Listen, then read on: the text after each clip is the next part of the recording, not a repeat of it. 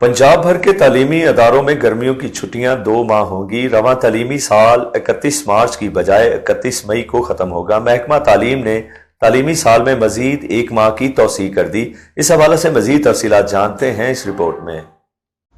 जी हां, पंजाब भर के तलीमी इदारों में गर्मियों की छुट्टियां 2 माह होंगी। मीडिया रिपोर्ट्स के मुताबिक महकमा तालीम ने तलीमी साल में मजीद 1 माह की तौसीह कर दी। तलीमी साल 2022 और 23 का बाकायदा नोटिफिकेशन जारी कर दिया। नोटिफिकेशन के मुताबिक रवां तलीमी साल 31 मार्च के बजाय 31 मई को ख़त्म होगा।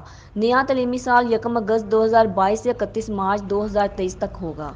वज़ीर तलीम पंजाब मुराद रास ने ट्विटर पर अपने ट्वीट में ऐलान किया कि 16 फरवरी बुध से लाहौर और रावलपिंडी के स्कूलों को पहले की तरह मामूल के मुताबिक खोलने की इजाज़त होगी। स्कूलों में छठी क्लास तक 50% हाजिरी की सख्ती ख़त्म कर दी गई। NCOC की सिफारिशात की रोशनी में कोरोना की वजह से लाहौर और रावलपिंडी में स्कूलों में 50% हाजिरी की शर्त आयद की गई थी।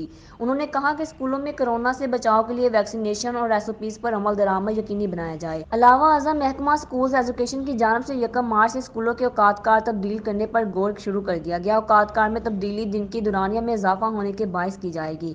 महकमा स्कूल एजुकेशन ने 1 मार्च से स्कूलों के औकात-कार में तब्दीली पर गौर शुरू कर दिया है।